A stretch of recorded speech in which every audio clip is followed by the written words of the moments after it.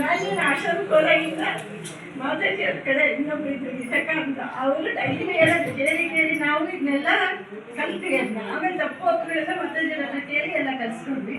ನಾವು ಹೋದ ವರ್ಷ ಇದೇ ಅಕ್ಟೋಬರ್ನಲ್ಲಿ ನಾವೆಲ್ಲ ಆಶ್ರಮದಲ್ಲಿ ಪ್ರತಿದಿನ ದೇವಿ ಸ್ತುತಿ ಹೇಳ್ತೀವಿ. ಈ ಹೆಂಗ್ ಮಾಡೋಣ ಅಂದ್ರೆ ಅಕ್ಕ ನಮಗೂ ಕಲಿಸ್ಕೊಂಡ್ರೆ ನಾವು ಕಲಿತೀವಿ ಅಂತ. ಹಂಗಾಗಿ ಪ್ರತಿ ಬುಧವಾರ ಕಲಿಸಿದ್ರೆ ಇವತ್ತು ಇಷ್ಟು ಚೆನ್ನಾಗಿ ಕಲ್ತಿದ್ದಾರೆ ಅಂದ್ರೆ ನಂದಲ್ಲ, ಶ್ರೀಮಂತರ ಕೃಪೆಯಿಂದ ಇವರೆಲ್ಲ ಕಲ್ತಿದ್ದಾರೆ. ನನ್ನೇನು ಪಾತ್ರ ಏನಿಲ್ಲ ಇದರಲ್ಲಿ, ಇದೆಲ್ಲ ಶ್ರೀಮಂತರ ಕೃಪೆ.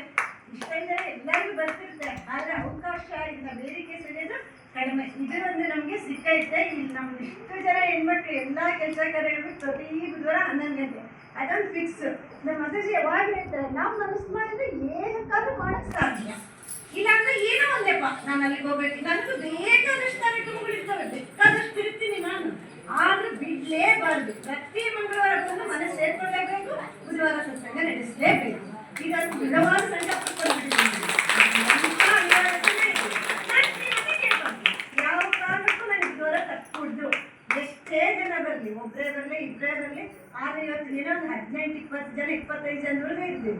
ಮಾತಾಜಿರು ಅದೇ ಅಂತಿರ್ತಾರೆ, ಯಶೋಧನ ಮನೆ ಬರೋ ಬರೋದಿಲ್ಲ. ಪ್ರತಿದಿನ ಆಶ್ರಮದಲ್ಲಿ ಏನು 5 ಜನ 6 ಜನ ಇರ್ತೀರಲ್ಲ, ಯಾಕಿದು ಅಂತ. ಆದರೆ ನಮ್ದೇನಿಲ್ಲ, ಶ್ರೀಮಾತೆಯರು ಕರೆಸ್ಕೊಂಡು ಅಲ್ಲಿರೋರಿಗೆಲ್ಲ ನಾನು ಆ ಮನೆಗೆ ಹೋಗ್ಬೇಕಾದ್ರೆ ತುಂಬ ಹತ್ಬಿಟ್ಟಿದ್ದೆ. ನನ್ಗೆ ಯಾಕಪ್ಪ ಇಷ್ಟು ದೂರ ಮಾಡ್ತೀವಿ ಅಷ್ಟೊಂದಿಲ್ಲ ಅಂತ.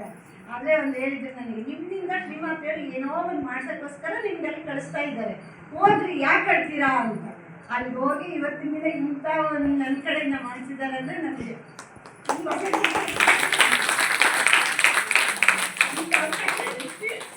ನನ್ನ ಕಡೆಯಿಂದ ಅಂತ. ಈ ಮಕ್ಕಳಿಗೆ ಭಗವದ್ಗೀತೆ ಹೇಳ್ಕೊಡ್ತಾ ಇದ್ದೀನಿ. ತುಂಬ ಮಕ್ಕಳು ತುಂಬ ಚೆನ್ನಾಗಿ ಕಲಿತಾರೆ. ಎಲ್ಲರೂ ಮಕ್ಕಳನ್ನು ಕಲಿಸ್ರಿ. ಅದೊಂದು ಭಗವದ್ಗೀತೆ ಹೇಳಕ್ಕೂ ಅದಕ್ಕೊಂದು ಅನುಸರಣೆ ಮಾಡಿರ್ಬೇಕು. ನಮ್ಮ ಪೂರ್ವಜನ ಸಂಸ್ಕಾರ ಇದ್ದರೆ ಮಾತ್ರ ಅಂತಂತ ಇಂಥ ದೇವಿ ಬುಕ್ಕುಗಳಾಗಲಿ, ಭಗವದ್ಗೀತೆ ಆಗಲಿ, ಇನ್ನೂ ಏನಾದರೂ ಕೈ ಹಿಡಿಯೋಕ್ಕೂ ಅದಕ್ಕೊಂದು ಅದೃಷ್ಟ ಬೇಕಂತೆ.